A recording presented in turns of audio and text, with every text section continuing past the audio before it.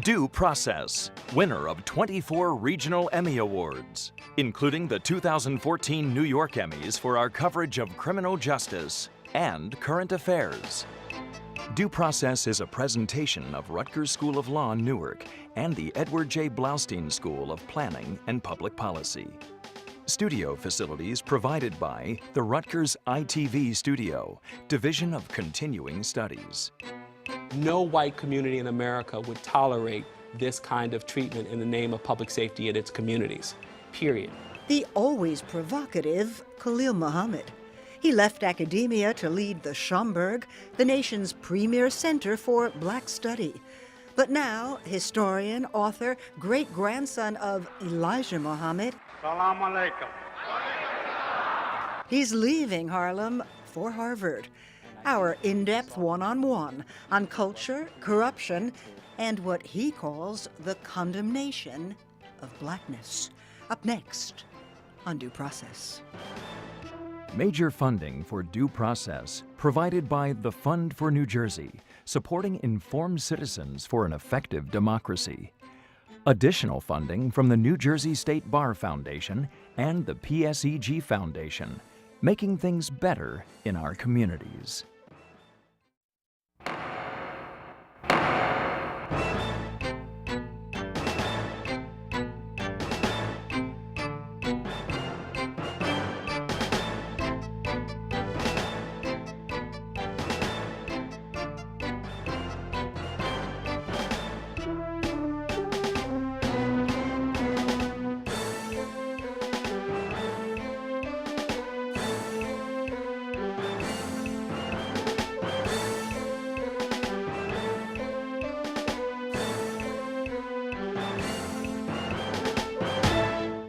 It's a jewel of the New York Public Library, but the prestige and importance of the Schomburg Center for Research in Black Culture goes far beyond Harlem. So when a panel of intellectual elites chose Khalil Muhammad, great-grandson of Nation of Islam leader Elijah Muhammad, to lead the Schomburg, that was news. But now he's moving on from Harlem to Harvard. So what better time to reprise our conversation with Khalil? Khalil, welcome back to Rutgers and to Due Process. Thank you for having me on. You are a scholar, a serious author, now head of the prestigious Schomburg, but you also have unique ancestry. You're great-grandson of Elijah Muhammad, founder of the Nation of Islam, one of the most significant figures in Black liberation in the 20th century. Let's take a look.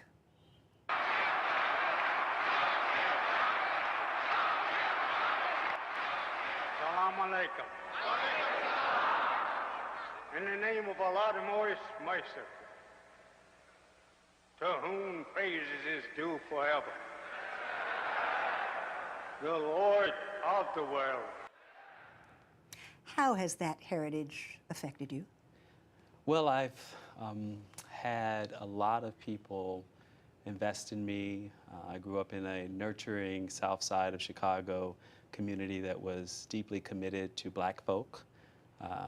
I've known from a very young age where my great-grandfather built homes for himself, for his family in Kenwood and Hyde Park. And so I've always had a sense of connection to this amazing history.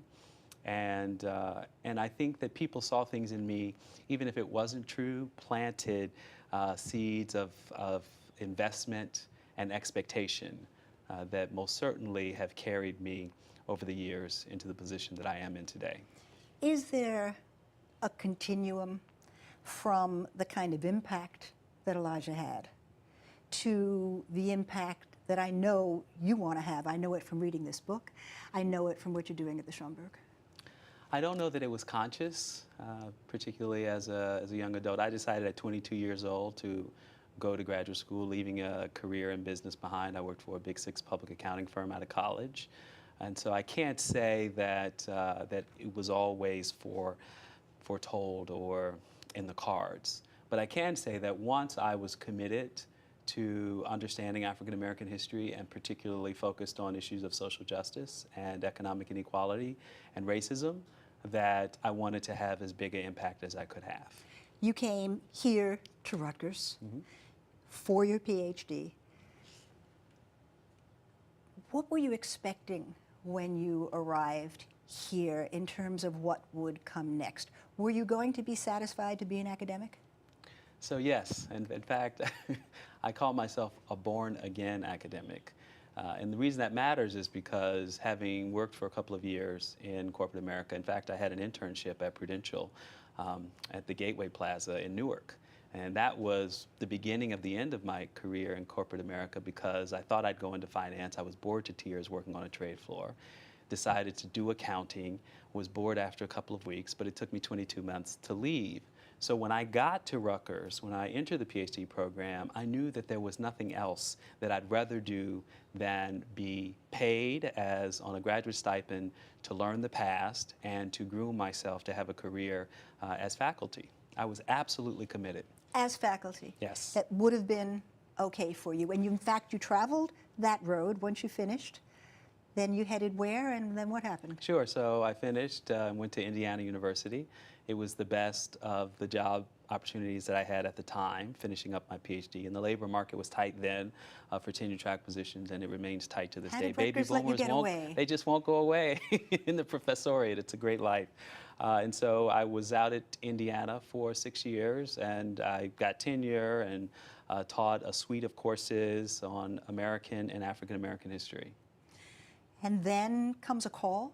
Is it that dramatic? It was pretty dramatic in that sense, yes. I was sitting in my office in the summer of 2010, 8 by 8 foot cubicle facade office, nothing fancy, and a headhunter called and said, we're looking for a new director of the Schomburg Center. You had not applied? I had not applied, no. And I said, oh, that's interesting. And they said, well, you know, we thought we'd ask people their ideas about it. And I said, well, here's some ideas. And said, we'll get back in touch with you for more information. So I asked, well, are you talking about me being interested in the director of the Schomburg or someone else? Because they can go both ways. They said, no, we want to know if you're interested. And several months later, it happened. And you said, yeah. Well, yes, of course. Although I must say, these are the kinds of positions. I'm the 5th full-term director, meaning there were a couple of interims along the way, but the 5th in what is almost a 90-year history, an amazing history. So many amazing people have used the center, careers launched from the center. Ruby Dee just passed. She learned how to act there alongside Harry Belafonte. Maya Angelou was our national membership chair. So you don't plan to become the director of the Schomburg Center. You just hope for the best if you have an opportunity to have that position. So the two examples out of so many that you just chose to mention, both cultural figures. Sure. And yet I think you're hoping and already have begun to bring something else. Yes. So I thought of the Schomburg Center in terms of its cultural footprint as a place where writers and artists and poets would go to learn and be inspired. James Baldwin famously claims to have read every single book in the library. But I also knew it as a researcher. I knew it as someone who put it on a must-see list of archival material. You had used the Schomburg. I used the Schomburg to write what is now the Condemnation of Blackness. Which we'll get to. That's right. So I knew that it had the potential to speak multiple languages and across multiple platforms and audiences. And I thought, what a great way to take kind of the benign space of culture, and culture is incredibly powerful, so it's not really benign. I use that somewhat with air quotes. But to take a safe space that people don't feel threatened by in terms of its cultural impact and bring people into the conversations around social justice and political and economic struggle that is the 21st century problem, not just one that we inherit from the late 19th century or the early 20th century of the civil rights movement. But the early 20th century and late 19th century is what you talk about so beautifully in this book, in The Condemnation of Blackness. You have a 30-second description of what you set out to do in this book? Sure. I wanted to tell the story of the origins of everything that we think and assume about African Americans as criminals. And it's everywhere, this idea. It shapes our conversations about where our kids can go to school, where we should live, where we can play. And it's constantly evolving, but it's tied to almost a single thread of a kind of colorblind discourse of crime statistics. The idea that we know how much crime is committed by black people tells us that it's okay to discriminate. It's okay to make assumptions about individuals within that group. And that's the story of the condemnation of blackness. What makes it distinctive by comparison to stories that, say, Douglas Blackman, the Pulitzer Prize-winning author of Slavery by Another Name, has told, is that this is a story that unfolds in Chicago, in New York City, in Philadelphia. This is more of a history of our moment and our time than is the story of convict leasing and chain gangs. You also make the point again and again in this book that there were other groups who, mostly white immigrant groups, who arrived unprepared for life in urban America, poor, undereducated, great amount of crime, and yet that crime was received differently than black crime. And the inability to change black people from being criminals substandard in so many ways was so much a part of the white psyche, of the American psyche, that you describe the immigrant groups being raised up because there is a belief that at least they're white and therefore they are salvageable. That's right. So one of the most common terms of these early days, the early 20th century, was that poor whites who might have been gang affiliated or criminally involved or living in... And we know there were Irish gangs and Jewish gangs and Italian gangs. That's right. In slum communities were redefined as a great army of unfortunates. So think about that, a great army of unfortunates, where and therefore with good fortune. So therefore with good fortune, meaning a social investment in the infrastructure of their communities, will pay off and they can be real white people. Redeemed, transformed, assimilated, Americanized. Those were all the terms of the period. But I think the key point in that has to be said is that their crime statistics were not used against them, but in fact the crime statistics were used as symptomatic, as evidence of social inequality, of economic injustice, of political and police corruption. These people are committing crimes because of their misfortune. That's right. Misfortune that is externally exposed. That's a key point, because in our contemporary liberal discourse today, and I'm not talking about the conservative right, I'm talking about the liberal discourse, misfortune can be read two ways. It can be read externally imposed, or it can be read in a more common way than which is read as this kind of unfortunate situation no one has any responsibility for, no one's to blame, we just inherited it, what are we going to do, throw our hands up. And what I'm suggesting is that the same external forces that bore down on European immigrant groups in the 1910s and 20s and 30s are still bearing down on African Americans. They were bearing down then, and they continue to bear down today. And that's partially, you say, because there was a progressive movement that looked to help these immigrant groups and did, that somehow also looked at black people as being other. That's right. And therefore not eligible for redemption in the same way. Yeah. I'll give you a quick anecdote. So one of the most famous and important early criminologists was a liberal woman named Frances Keller. She wrote one of the first articles that looked at African Americans as women criminals, and she compared them to white women. This is at the turn of the 20th century. She described the problem of African Americans' criminality as a problem of them not being as sophisticated as white criminals. She talks about black people couldn't break into a safe that a white immigrant could do, in lickety-split. So even in the space of criminality, there was Jim Crow segregation. Even in the idea of who's redeemable or deserving as a criminal, not as a poor person, liberals created a hierarchy that essentially assigned black people to a category where they were told they had to fix their crime problem first before other people could help them.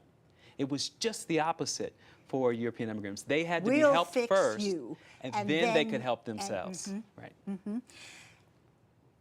And then the whole aspect of the criminal justice system was just not looked at as we might look at it today? Why were so many black people arrested? Was there really that much more black crime? We could say the same thing, couldn't we, today? That's right. So in that earlier period, there was far less sophisticated analysis of statistical regression. Most things were descriptive. So you counted the number of people in prison. You counted the number of people of arrest. In fact, it took until the 1920s or 30s to universalize arrest statistics in the uniform crime reports, the federal reports that today tell us how much crime, by race. It's interesting looking at NAACP archives because they were involved in researching the criminalization of black people. They're looking around the country for information about how many black people were arrested, even in places, even in counties of New Jersey. And oftentimes what they got back from county clerks was, we don't keep such numbers. So it's an interesting irony that the very tool that I am arguing becomes the universal language for stigmatizing and pathologizing black people, i.e. crime statistics, had to be constructed, had to be made. It didn't carry over from slavery. It was made in the early 20th century. And it is that legacy that is exactly what we face today with regard to how we define so much of black humanity. We literally define it through, well, how much crime are they committing? Does that mean they're deserving of access or not deserving of access? But you know, you make such an interesting point in the book about those uniform crime reports. When there starts to be a delineation based on race and ethnicity, you get the foreign-born whites, blacks, and then the real whites. That's right. Right? And then a few years later, that disappears. Yep. And there's white, and there's black. That's right. So that process is fascinating because it represents really the culmination of a couple of liberal sociologists. Edwin Sutherland is one of them, a guy named Thorsten Saline is another, and many African-American sociologists, Du Bois, W.E.B. Du Bois, the Harvard-trained sociologist, Charles Johnson. They're all in conversation with each other, and they're beginning to move the needle away from one that just uniformly stigmatizes most black people as criminals to one that recognizes some of these complexities, and particularly police involvement in over-surveilling black communities. So it turns out the uniform crime reports are far more sensitive in 1930 through 1933 to the problem of making racial claims about groups based on crime statistics than they are even to this day. And ultimately, what they see is that the foreign-born category is removed because another set of sociologists say, well, it turns out that the Irish and the Italians, when they commit crimes, it looks just like white people. So why even put foreign-born in there? And what ultimately happens is notions of deviance that used to be inflected or disaggregated by someone who happened to be Italian versus someone who was native-born white shifts to, well, everybody's white who's normal, and everyone who's not normal is black. That's what those crime tables ultimately contributed to an understanding of. Well, a friend once said something that always sticks in my mind, and that is that certain despised groups, like Jews, came to America and learned to be white. Yeah, and it's hard to do if you have skin color like mine. You know, language helps, right? We organize society by the way people speak, by the way people dress, by the shape of their bodies, by their beauty, whatever that means. But skin color is hard to erase. You can work on everything else. You can speak the King's English, you can dress in certain ways, but it's really hard to whitewash one's skin. As you researched this, were you surprised that the progressives, the so-called progressives, were as unfortunate in how they actually applied their progressive ideas? And is it any accident that somebody like W.E.B. Du Bois winds up being on the far left? being far, far to the left? Because as we've seen in so many other places, where else do you go? Where else did you go before the Civil Rights era if in fact you looked at this society as it was and said, something's wrong? Yeah. So I think I was surprised. I was a student of the progressive era before I settled on this particular topic, and it just seemed like for someone who was concerned about inequality as a college student, which was the transition I made in terms of caring about topics like this, yes, the progressives were heroes to me. And it was not until I began to study the topic as a graduate student, as an actual researcher, that I realized how complicated the legacy is that they left us. But I also realized that part of the power of the story of the condemnation of blackness through the lens of the progressive era is that they are us. We are them. They tell us more about ourselves than we'd like to think. And that is not just a white progressive problem, that is an all liberal black and white progressive and Asian and Latino. We all share this conundrum with regard to how we think about black people as criminals. You stopped the book before World War II, and yet it screams out, look at today. So tell me, we've got, I think, a minute left. Tell me in, oh, we've got 3 minutes, so we can talk a little more. So tell me in 3 minutes what it is about all of this that has such application today. Well, I think the biggest takeaway to our contemporary moment is, if this is a story that starts with what I call a data revolution, this is a moment for progressives when collecting reams of demographic data about industrial output, how many immigrants arrive at our shores, what is the cost of living growing up or living on the Lower East Side of Manhattan. That's the moment for using data in the service of social good and social change. But it had its limits. And one of the lessons of that moment that is lost to our contemporary moment is we have to know when the data is actually serving our social good. And in this case, what progressives did with crime data was not to say that this teaches us that we must discriminate in the name of public safety. It tells us that something's wrong with our society, that we're not achieving social good if the outcomes produce this level of misery and pain and suffering. And yet our contemporary use of data, the same drivers apply, census data that tells us who lives where, how much money do people make, how many are arrested. Really the same raw data is produced, and yet we assume that because it tells us that so much crime is happening in these zip codes, that all we can do is protect ourselves from them. That requires a value system that progressives brought to their analysis, even if it neglected African Americans.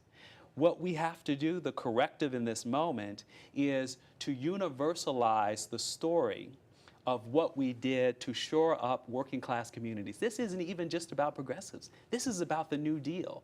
This is about the VA benefits that GIs received or GIs received under the GI Bill. We spent 8 decades in this country in the 20th century, from roughly 1890 to 1970, investing in working class communities. We built civilian conservation camps to make sure that young white men would work rather than be underemployed. And we can't find money today for summer youth employment programs because we have produced the greatest levels of economic inequality in this country since the Great Depression, since before the New Deal. So Khalil, with 40 seconds left, if the new mayor of Newark, Ras Baraka, were to say to you, help me, I now have the reins, what do I do about this most important issue? Sure. So we have to expand our time horizons, meaning that we can't institute programs and expect to give some funder evidence that 3 years later it works. I just told you it took 8 decades to stabilize and create the greatest middle class in this country. So we've got to rethink and not let top-down philanthropic agencies tell us how fast it's going to take to turn a community around. I hate to tell you, but I've Yes. got Pat telling me That's right. that our time is up. Yes. We could keep going, and we will. Please, Yes. please, please come back, because that's where we will have to leave it for now. Our thanks to you, Khalil Muhammad. Please do come back again.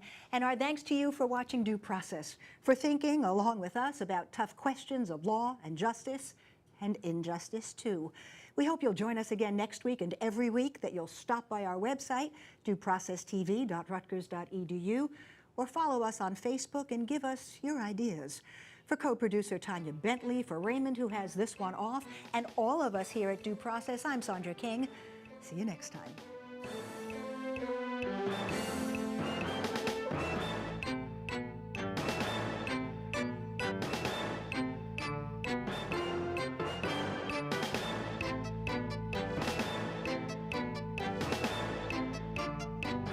Why race matters today and defies the logic of Bloomberg that this is really about saving black people and this is a colorblind public safety agenda is because no white community in America would tolerate this kind of treatment in the name of public safety in its communities, period.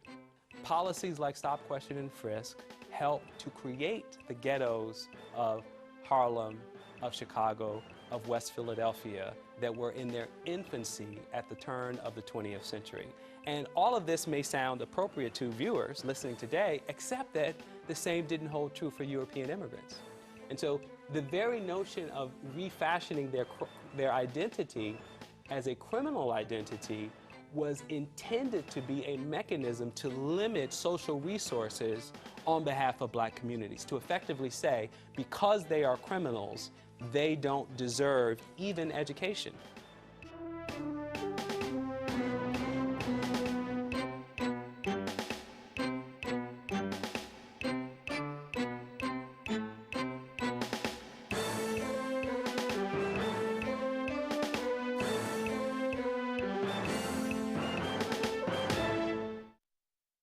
Want even more insight on law and justice? Become a fan of Due Process on Facebook. Follow us on Twitter and watch us on demand on YouTube.